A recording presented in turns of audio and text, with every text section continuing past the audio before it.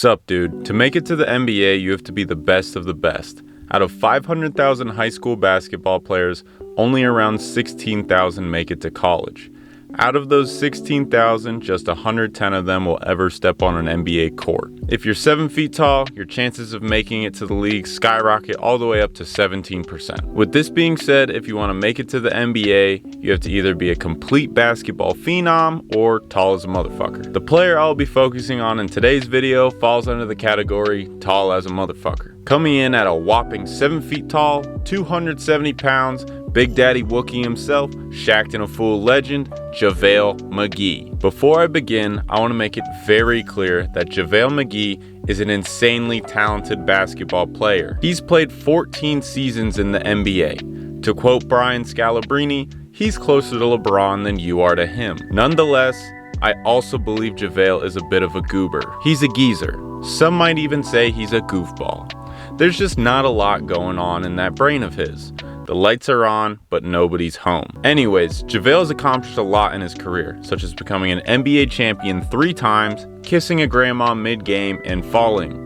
A lot. He reminds me of a baby giraffe. In 2011, a show started called Shaq and a Fool, hosted by the Big Diesel himself. It was a show that displayed funny things that happened during the NBA season. Ever since the beginning of Shaq and a Fool, Javale was a recurring player on the show. It was impossible for Shaq to not include him. Javale was a goober. Shaq featured other players, but Javale was highlighted more than anyone else, sometimes being shown more than once on one episode. In the beginning, he acted like it didn't bother him, but as the years went by with no let-up from Shaq, his blood started to boil. In 2017, Shaq and Javale started talking shit on Twitter. Javale was fed up with Shaq picking on him and he wanted to fight back. Eventually, it got so heated that Shaq's mom stepped in and told him to quit picking on Javale. Surprisingly, he listened. Because Shaq's mom stepped in, Miss McGee felt that she also had to step in, calling Shaq a bully. Ever since then, neither have spoken of the beef, but Shaq also never apologized, so is it really over? Who knows? While Javale is a pretty goofy dude, like I said earlier, he's a really good basketball player.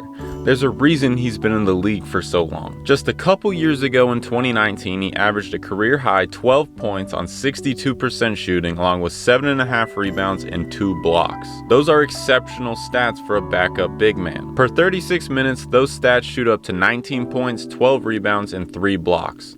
The dude is 7 feet tall with a 7'6" wingspan, allowing him to do everything you need in a backup big man. In the 2016-17 season, when he first joined the Warriors and won his first championship, he had a player efficiency rating of 25.2. If that doesn't impress you just a little bit, let me explain. According to the internet, a strong MVP candidate should have a player efficiency rating of 27 to 30, and a dark horse MVP candidate should have a player efficiency rating of 25 to 27. So according to this data, Javale should have been in the MVP conversation that year. Kidding, that's not really how it works. He just had a pretty good year. Even just last season with the Suns, Javale had a PER of 22.6. It's a shame that I have to do all of this explaining to prove that Javale is good, but with what Shaq's done to his reputation, everyone thinks Javale's a bum. He's just not a bum. He's good. He may have not been on Shaq's level like 99.9% of anyone who's ever played in the league, but he's still a useful role player. Javale is a funny guy, so we should be able to laugh at him, but we can't forget that he's a highly successful NBA player and he deserves to not have his name dragged through the mud. Alright, watch this video if you like prime James Harden. Bye, dude.